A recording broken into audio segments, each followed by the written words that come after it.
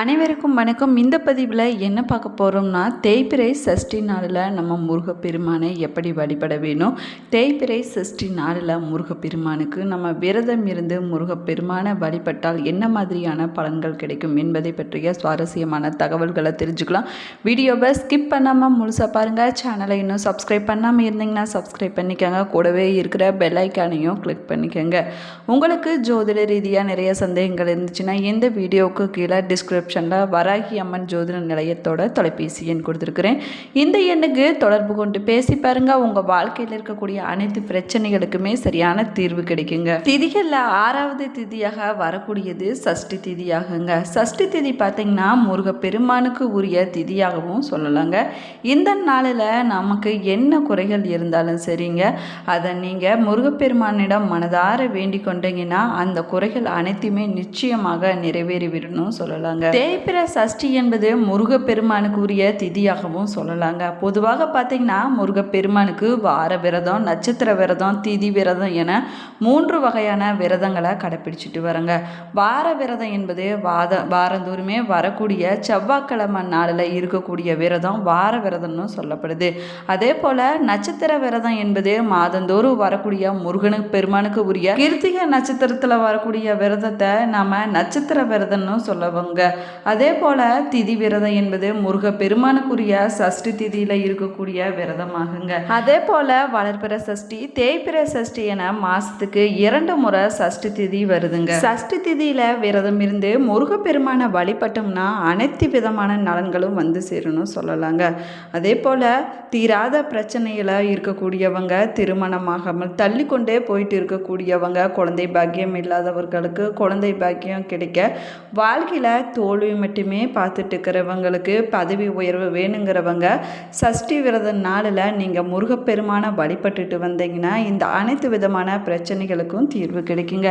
அதே போல் சஷ்டியில் விரதம் இருக்கக்கூடியவங்க முருகப்பெருமானுக்குரிய மந்திரம் மற்றும் ஸ்லோகங்களை சொல்லி முருகப்பெருமானை வழிபடுவது சிறப்பான பலன்களை கொடுக்குன்னு சொல்லலாங்க. தேய்பிறை சஷ்டி நாளில் முருகப்பெருமானை பக்தியுடனும் மனமுருக வேண்டிக் கொண்டு முருகப்பெருமானை அழைச்சி உங்களது கோரிக்கைகளை முருகப்பெருமானிடம் சொன்னீங்கன்னா நிச்சயமாக அந்த வேண்டுதலை முருகப்பெருமான் நிறைவேற்றி வைப்பாருங்க. அதுலேயும் தேய்பிறை சஷ்டி அன்னைக்கு வீட்டில் ஒரு குறிப்பிட்ட முறையில் விளக்கேற்றி வழிபட்டிங்கன்னா வாழ்க்கையில் தோல்வி என்பதே கிடையாதுங்க.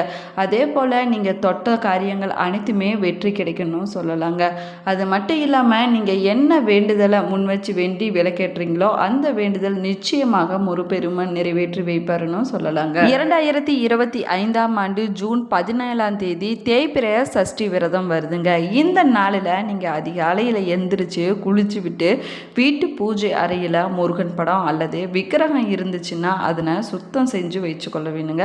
அதற்கு பிறகு முருகன் படம் அல்லது விக்கிரகத்திற்கு முன்பு 2 வாழைப்பழங்களை ஒரு சின்ன தட்டில் வச்சுக்க வேணுங்க. அந்த வாழைப்பழத்துக்கு நடுவால் சின்ன குழியை போட்டு அதில் கொஞ்சமாக நெய் விட்டு அதில் திரி போட்டு தெய்வம் ஏற்றி முருகப்பெருமானை வழிபட வேணுங்க. எப்படி பஞ்சாமிர்தம் முருகப்பெருமானுக்கு பிரியமான அபிஷேக பொருளோ அதே போல் இதுவும் முருகப்பெருமானுக்கு ரொம்பவே பிரியமான வேண்டுதல்னு சொல்லலாங்க. நெய் விளக்காக இதை ஏற்றுவது சிறப்பான பலன்களை கொடுக்கணும் சொல்லலாங்க. அது மட்டும் இல்லாமல் இது ரொம்பவே நல்லதாகுங்க. இந்த வாழைப்பழ தீபத்தை செவ்வாய்க்கிழமை நாளில் கூட ஏற்றியும் முருகப்பெருமானை வழிபடுவதன் மூலமாக சிறப்பான பலன்கள் கிடைக்கணும்னு சொல்லலாங்க. இருந்தாலும் சஷ்டி திதியில் அதுவும் தேய்பிறை சஷ்டி நாளில் ஏற்றுவது ரொம்பவே சிறப்பானதாக சொல்லலாங்க. இந்த விளக்கை ஏற்றி வச்சு ஏதாவது ஒரு கோரிக்கையை நீங்கள் முருகப்பெருமான் முன்னாடி வச்சு மனசார வேண்டி கொண்டீங்கன்னா நிச்சயமாக நிறைவேறுங்க. அதே போல் அடுத்து வரக்கூடிய சஷ்டி திதி அன்னைக்கு இதே போல் விளக்கேற்றி மற்றொரு வேண்டுதலை கூட வச்சிங்கன்னா முருகப்பெருமான் நிச்சயமாக நிறைவேற்றி வைப்பாருங்க. இந்த விளக்கை நம்பிக்கையுடன் ஏற்றிட்டு வந்தீங்கன்னா வாழ்க்கையில் பல மாற்றங்களும் அதிசயங்களும் முருகப்பெருமான் நடத்தி வைப்பாருன்னு சொல்லலாங்க. தேய்பிறை சஷ்டி விரதத்தை கடைபிடிக்கக்கூடியவங்க அன்றைய நாளில் நீங்கள் விரதத்தை தொடங்கும் போது பால் பழம் போன்றவற்றை சாப்பிட்டு கூட விரதத்தை தொடங்கலாங்க. அதே போல் மாலை நேரத்தில் பக்கத்தில் இருக்கக்கூடிய முருகன் கோவிலுக்கு போய் தீபம் ஏற்றி வழிபட்ட பிறகு உங்களுடைய விரதத்தை எளிமையான உணவை சாப்பிட்டு நிறைவு செய்து கொள்ளலாங்க. தேய்பிறை சஷ்டி விரதம் என்பது முருகப்பெருமானை வழிபடுவதற்கு ஒரு சிறந்த விரதமாகவும் சொல்லலாங்க. இந்த விரதம் பார்த்தீங்கன்னா மாதந்தோறும் வரக்கூடிய சஷ்டி திதியில் கடைபிடிச்சிட்டு வரப்படுதுன்னு சொல்லலாங்க.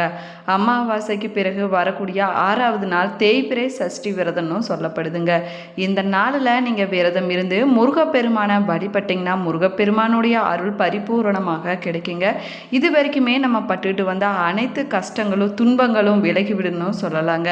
சஷ்டி என்பது பார்த்திங்கன்னா சந்திரனோட இயக்க ஆற்றலை அடிப்படையாக கொண்ட காலக்கணிப்பு முறையில் அமாவாசை அல்லது பௌர்ணமிக்கு அடுத்து வரக்கூடிய 6வது திதியை குறிக்கக்கூடிய விரதமாகுங்க. இந்த தேய்பிறை சஷ்டி விரதத்தை நம்ம ஒரு நாள் அல்லது 6 நாட்கள் வரை இந்த விரதத்தை நம்ம கடைபிடிக்கலாங்க. ஒரு நாள் விரதம் இருக்கக்கூடியவங்க காலை முதல் மாலை நேரம் வரை உபவாசமாக இருக்க வேணுங்க. அதற்கு பின்னாடி பால் பழம் போன்றவற்றை சாப்பிடலாங்க. இல்லைன்னா நீர் ஆகாரமாக ஏதாவது எடுத்துக்கொண்டு உங்களுடைய விரதத்தை கடைபிடிச்சிட்டு வரலாங்க. தேய்பிறை சஷ்டி விரதம் இருக்கக்கூடியவங்க முருகப்பெருமானுடைய அருள் பரிபூரணமாக கிடைக்கணும்னு சொல்லலாங்க. அது மட்டும் இல்லாமல் நம்ம எந்த ஒரு தீய சக்தியும் அண்டாதுன்னு சொல்லலாங்க. எதிர்மறையான ஆற்றல்கள் நம்மை தாக்காதுன்னு சொல்லலாங்க. தேய்பிறை சஷ்டி விரதம் பார்த்தீங்கன்னா சூரபத்மனை முருகப்பெருமான் அளித்ததை நினைவுபடுத்தும் வகையில் கடைபிடிக்கக்கூடிய ஒரு விரத வழிபாட்டு முறைன்னு சொல்லலாங்க. இந்த விரத முறை பார்த்தீங்கன்னா முருகப்பெருமானுடைய அறுபடை வீடுகளிலும் குறிப்பதாக சொல்லப்படுதுங்க. தேய்பிறை சஷ்டி நாள் பார்த்தீங்கன்னா முருகப்பெருமானை வழிபடுவதற்கு ஒரு சிறந்த நாளாகவும் சொல்லலாங்க. இந்த நாளில் முருகப்பெருமானுக்கு பிடித்த பழங்கள் இளநீர் தேன் போன்றவற்றை நெய்வேத்தியமாக படைத்து முருகப்பெருமானை வழிபடுவது ரொம்பவே சிறப்பானதாகவும் சொல்லப்படுதுங்க. அது மட்டும் இல்லாமல் முருகனுடைய துதி பாடல்களை பாடியும் கந்த சஷ்டி கவசத்தை பாராயணம் செஞ்சோம் ஸ்கந்தகுரு கவசம் போன்றவற்றை நம்ம படிக்கலாங்க. அது ரொம்பவே சிறப்பான பலன்களை கொடுக்கணும்னு சொல்லலாங்க. அதே போல் வீட்டில் அன்றைய நாளில் வாழைப்பழ தீபம் ஏற்றி வழிபட்டுட்டு வந்தீங்கன்னா சிறப்பான பலன்கள் கிடைக்கணும் சொல்லலாங்க. சஷ்டியில் இருந்தால் அகப்பையில் குழந்தை பாக்கியம் கிடைக்கும் என்பது முருகப்பெருமானுக்கு உரிய சஷ்டி விரதத்தின் பெருமையை போற்றுவதற்காக சொல்லக்கூடிய பழமொழின்னு சொல்லலாங்க. திதிகளில் 6வது திதியாக வரக்கூடியது சஷ்டி ஆகுங்க. இந்த நாளில் நம்ம முருகப்பெருமானை வழிபடுவது சிறப்பான பலன்களை கொடுக்கணும்னு சொல்லலாங்க. இந்த நாளில் நம்ம முருகப்பெருமானை வழிபட்டோம்னா எப்பேற்பட்ட குறைகளாக இருந்தாலும் சரிங்க, துன்பங்களாக இருந்தாலும் சரிங்க, கடன் பிரச்சனையாக இருந்தாலும் சரிங்க, அனைத்துமே விலகி விடணும் சொல்லலாங்க. அது மட்டும் இல்லாமல் நம்ம மனதார அன்றைய நாளில் முருகப்பெருமானை வேண்டிக் கொண்டோம்னா நம்ம நினைத்த காரியம் நிச்சயமாக நிறைவேறணும் சொல்லலாங்க. தமிழ் கடவுளான முருகப்பெருமானுக்கு கடைபிடிக்கக்கூடிய விரதங்களில் முக்கியமான விரதமாக சொல்லப்படுவது சஷ்டி விரதம் ஆகுங்க. இந்த சஷ்டி விரதத்தை நம்ம மனதால் நினைச்சு வழிபட்டுட்டு வந்தோம்னா முருகப்பெருமான் நம்ம கேட்டதையெல்லாம் நிறைவேற்றி வைப்பாருன்னு சொல்லலாங்க. அது மட்டும் இல்லாமல் சஷ்டி விரதம் இருக்கக்கூடியவங்களுக்கு நல்ல குழந்தை பாக்கியம் கிடைக்கணும் சொல்லலாங்க. சஷ்டி விரதம் இருந்தீங்கன்னா உங்கள் உள்ளத்தில் முருகப்பெருமான் குடியிருப்பாருன்னு சொல்லலாங்க. சஷ்டி திதி பார்த்தீங்கன்னா அமாவாசை நாளையும் பூரண நாளையும் அடுத்து வரக்கூடிய 6வது திதி சஷ்டி திதின்னு சொல்லப்படுதுங்க. ஷட்டி என்னும் வடமொழி சொல்லிலிருந்து 6 என பொருள்படும்னு சொல்லலாங்க. 5 நாட்களை கொண்ட தொகுதியில் 6வது நாளாக வருவதால் இந்த நாள் இந்த பெயரால் அழைக்கப்படுதுன்னு சொல்லலாங்க. நீங்கள் விரதத்தை கடைபிடிக்கும் போது பழங்களை சாப்பிடலாங்க. அதே போல் கொழுப்பு நீக்கப்பட்ட பாலை குடிக்கலாங்க. உருளைக்கிழங்கு சக்கரவள்ளி கிழங்கு போன்றவற்றை வேக வைத்து கூட சாப்பிடலாங்க. அது மட்டும் இல்லாமல் வீட்டில் செய்யப்பட்ட உப்புமா உலர் பழங்களை கூட நீங்கள் சாப்பிட்டு விரதத்தை தொடங்கலாங்க. அதே போல் விரதம் இருக்கும்போது மாலை நேரத்தில் உணவு சாப்பிடுவதை தவிர்த்து கொள்வது ரொம்பவே நல்லதுங்க. நீங்கள் தேய்பிறை சஷ்டி விரதத்தை கடைபிடிக்கும் போது அசைவ உணவுகளை தவிர்த்து கொள்வது ரொம்பவே நல்லதுங்க. நீங்கள் விரதத்தை கடைபிடிக்கும் போது அதிகமாக சாப்பிடக்கூடாதுங்க. கொஞ்சம் கொஞ்சமாக தாங்க சாப்பிடுவது அது ரொம்பவே நல்லதுங்க. அதே போல் விரதத்தை கடைபிடிக்கும் போது உங்களை நீரேற்றமாக வச்சிருக்க நிறைய தண்ணீர் குடிச்சு விரதத்தை முடிச்சுக்கலாங்க.